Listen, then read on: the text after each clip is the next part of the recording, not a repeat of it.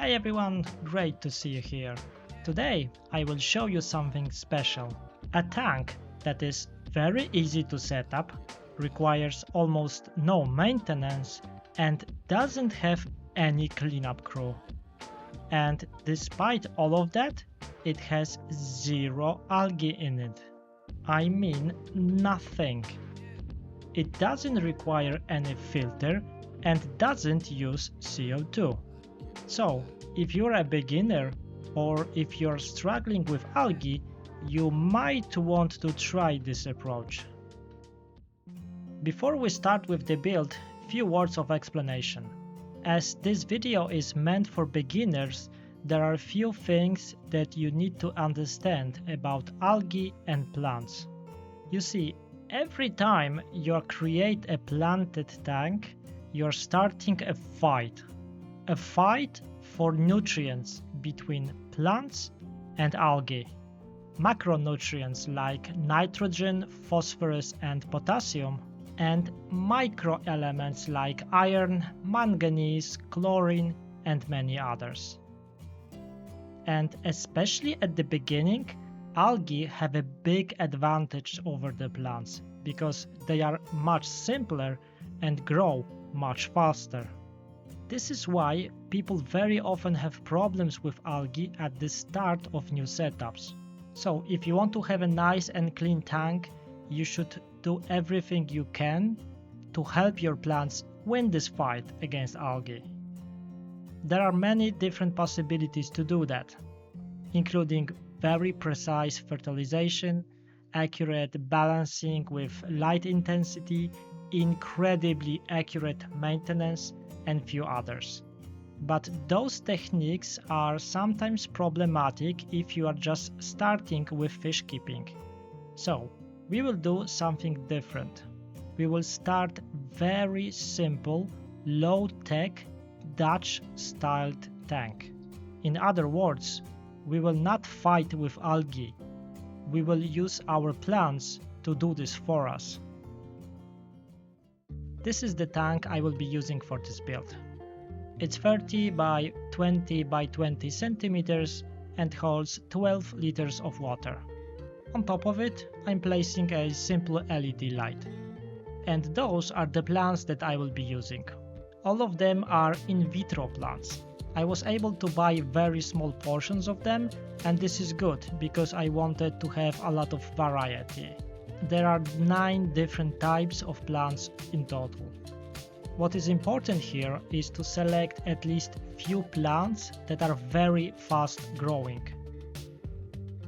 Before I move on, it's good to plan what I want to plant where. It's important because I need to plant taller plants in the back, medium-sized plants in the middle, and slower and smaller plants in the front. Here's the layout I'm going for. Of course, the plant selection is totally up to you, but if you are just starting, I suggest to go for easier plants. And again, select few that are fast growing. Next, I had to prepare the substrate. I'm using active soil that is rich in nutrients and just perfect for this kind of setup. And I strongly suggest that you do the same. This is the whole point of this build. To help with the planting process, it's good to spray it with water. This way it will be easier to push the plants to the substrate and it will limit the possibility that they will float after we fill the tank with water. And now it's time to put the plants inside. One by one, I'm planting them in the places that I have planned before. As you can see, this tank doesn't have any hardscape, so no rocks, caves, pebbles or wood pieces. Just the substrate and a lot of plants. And after all the plants are in place, I'm done. I told you it was easy. Because I have very small plants and light substrate, there is a risk that some of them might float to the surface. To avoid this, I have to fill the tank really slowly. There is really no rush. But if it does happen, don't try to plant them again. You will create cascading effect and more of them will float. So trust me and just remove them. So, as you can see, this tank was created in very specific way. The entire bottom of the tank was planted. Look from above. Normally I don't do that, and usually there is other decorations. But I did that because of what I said at the very beginning. We need to help the plants to fight with the algae from the day one. When the plant mass is big from the very beginning, they are using everything, all nutrients available in the tank. And because of that, there is nothing left for the algae. And in this situation, they will simply not develop at all. This is the tank on the next day. You can probably see that there are changes already. Some of the plants lifted and are pointing to the direction of the light, and that's good. Now we are at the crucial point for this tank to be successful and algae-free. First of all, the light. It can be strong, but should be on only for 6 hours a day. This was working for me the best. And second, every day you should do a big water change.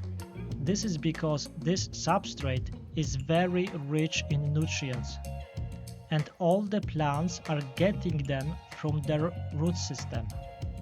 But at the start of the tank, some of the nutrients are leaking into the water column, which is perfect for algae growth.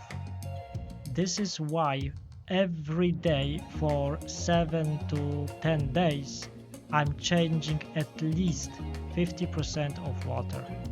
This work will pay off later.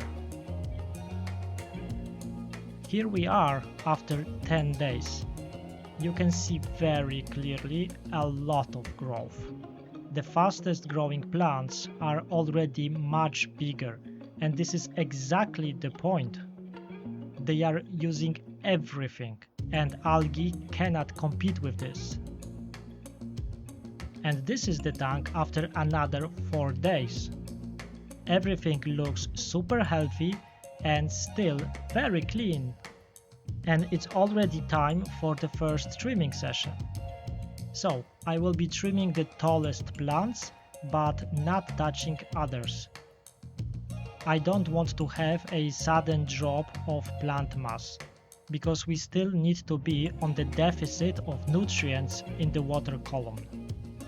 When I do it like this, I can still count on the other plants to use all the nutrients, while other ones are coming back from the trimming.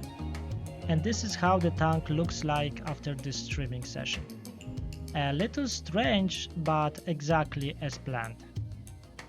Right now it's about 2 weeks old.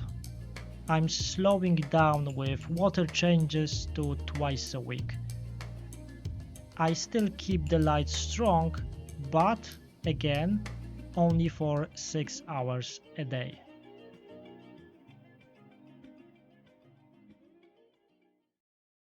And this is 10 weeks after the start.